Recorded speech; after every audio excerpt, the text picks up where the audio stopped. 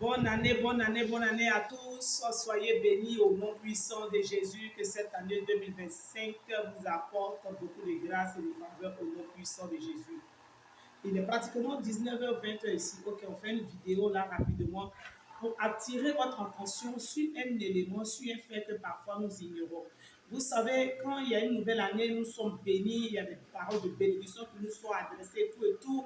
Nous répondons Amen et nous sommes contents et nous avons l'assurance que l'année va bien se passer. Mais pour plusieurs, malheureusement, ils recommencent, c'est-à-dire les mêmes échecs sont répétés chaque nouvelle année. Les mêmes échecs, les mêmes problèmes, les mêmes difficultés sont répétés. Alléluia. Alors je priais, le Seigneur a ouvert mon esprit sur quelque chose d'important que parfois nous négligeons. Oh, et cette chose-là, c'est le nom que tu portes, le nom que je porte. Quel est l'impact de ton nom, du nom que tu portes sur ta vie? Nous allons voir ça dans le livre de Genèse 35, verset 10. Je lis la parole de Dieu. Genèse 35, verset 10. Genèse 35, verset 10 nous apprend, nous rappelle l'histoire de Jacob et Esau, son frère. Je lis la parole. Dieu lui dit, ton nom est Jacob, mais on ne te donnera plus ce nom de Jacob. Ton nom sera Israël. Il lui donna ainsi le nom d'Israël. Dieu lui dit, je suis le Dieu tout-puissant. Sois fécond et multiplie-toi. Une nation et une foule de nations naîtront de toi. Ça, c'est les bénédictions que Dieu donne à Jacob, qui est devenu Israël.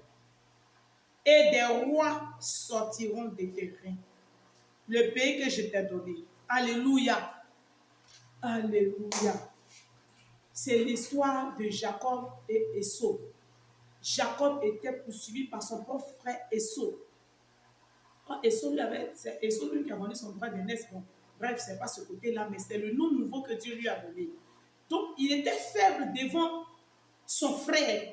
Il était pourchassé, malmené, humilié, maltraité. Il était obligé de se cacher partout, abandonner ses femmes, sa famille, tous ses enfants. Il les a même abandonnés. Il était obligé de se cacher en brousse partout pour sauver sa vie.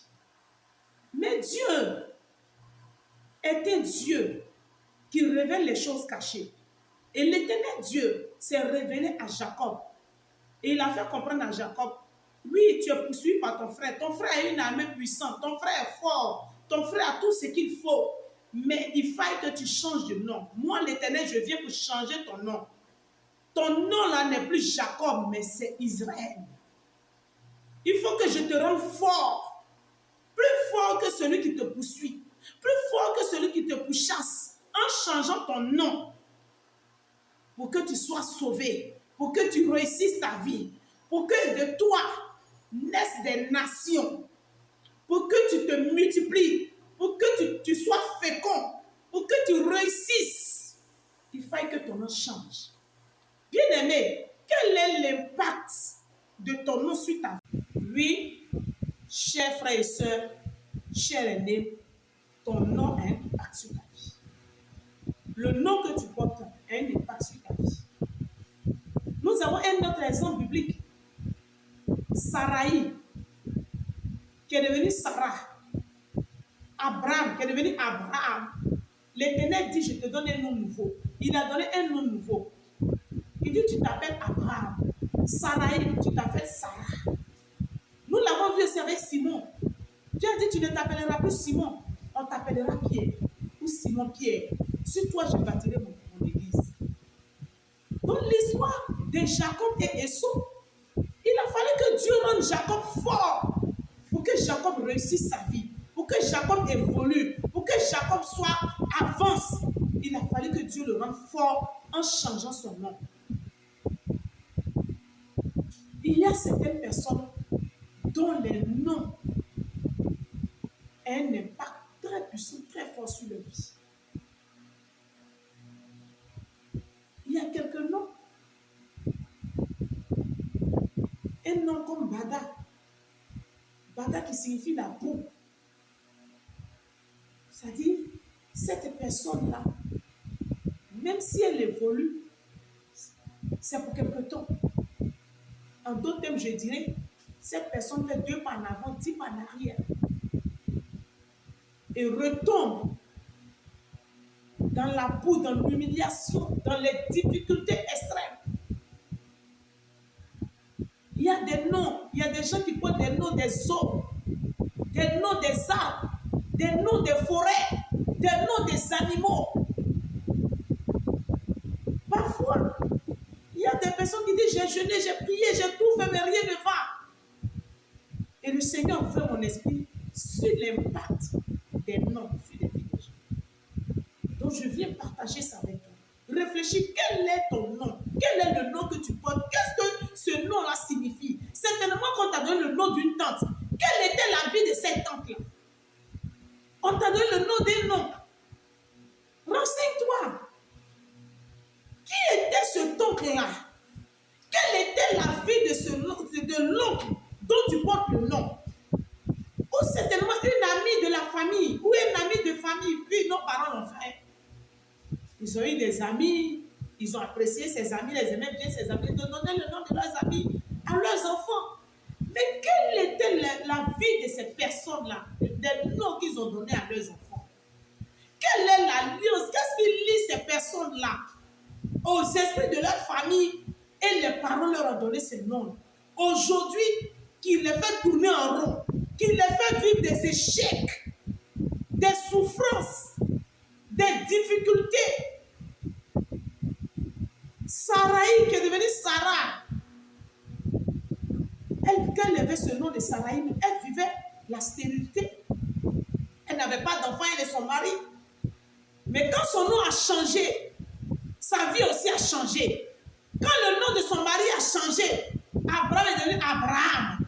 Quand son nom a changé, sa vie a changé. Quand le nom de Jacob a changé, il est devenu Israël, son nom est devenu Israël, sa vie a changé.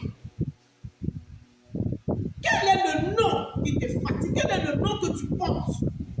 Qui te fait traîner dans la boue, dans l'humiliation, dans la honte, dans les échecs, dans les problèmes.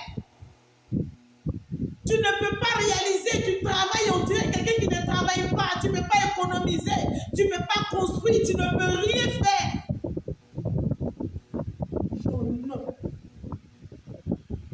Et l'Éternel Dieu m'a révélé la délivrance de ce nom. Je viendrai pour une deuxième partie. Et on va travailler sur la délivrance de vos noms.